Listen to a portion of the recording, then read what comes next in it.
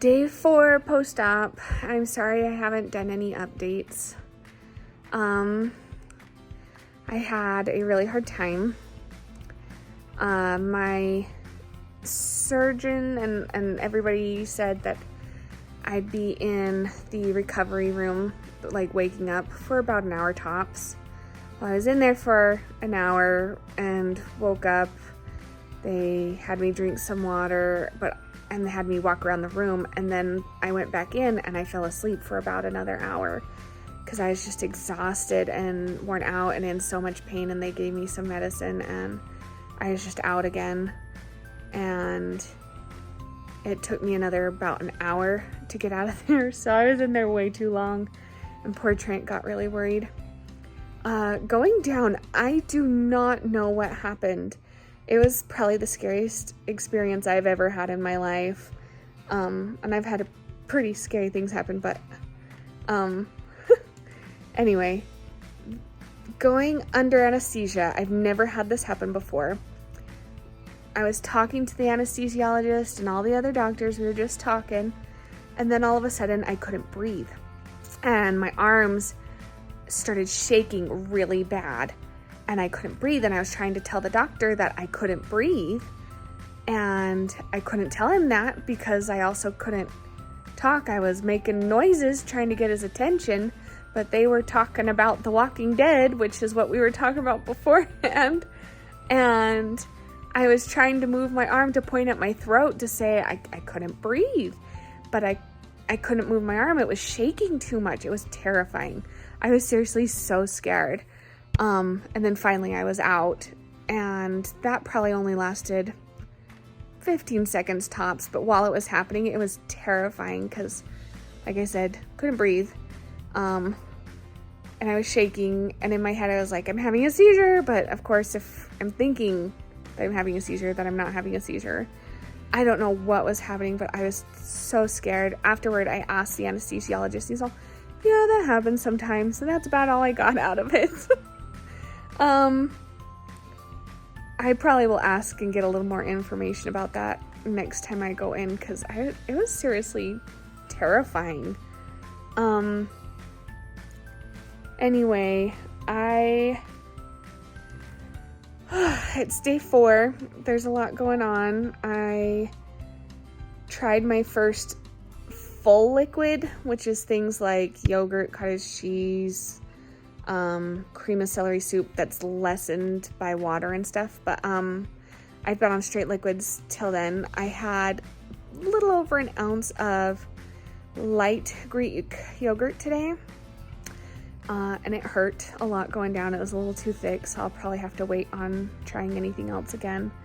Otherwise, I've been eating soup and drinking lots of water. Not even soup, just broth. Drinking broth. Lots of water. Yeah. It's been a very interesting few days. I've had lots of air bubbles. Those are awful. Air bubbles are awful, and the air that they pump into your stomach, it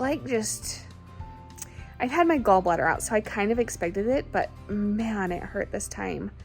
And it sat in my chest for a few days, and then it sat right in my neck so bad that I couldn't move my neck, and I ended up having to get my chiropractor to do a few things to help me to even move my neck at all, because I was just so tense from it. But that's all gone now. I am not drinking 64 ounces at all yet. I barely got 24. I hope I finish 32 today. I asked around, and a lot of people say, that's probably pretty close to what you're going to do for the first few days. Don't really expect that 64. Thank goodness. My sweet husband's been cleaning the house, and it makes me feel bad because I can't do anything to help. He's got laundry going right now.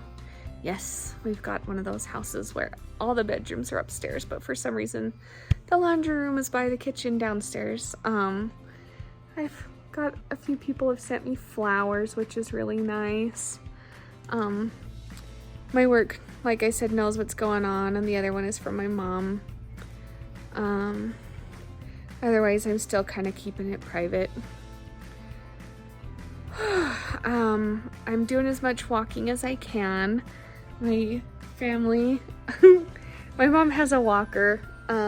Somebody was giving it away, so she just got it for just in case they need it for something, and it has definitely helped me in getting around, because otherwise, up until a little bit later yesterday, I had a real hard time standing up and sitting down on my own.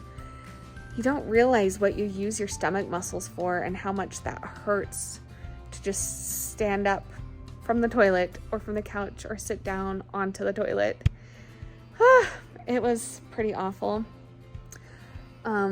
Otherwise, I sleep a lot from the medicine, which I've lowered down to the 10 that they recommended to 5. I did that with the first day because I wanted to make sure I had enough. And now I'm only taking about 3, and I think it's milliliters every 4 hours, just in a little syringe. So doing pretty good. I'm not in as much pain today. Like, today's the first day that I'm not feeling like I'm going to die. Yesterday was not great. I'm taking my vitamins. I ordered some new vitamins. I got some ricotta cheese to make some ricotta bakes to try in a few days. And I'll make a little video with that when I do that. But otherwise, that is post-op day 4. Yep, there's not a lot happening otherwise, so I hope y'all are doing good. Let me know what yours was like.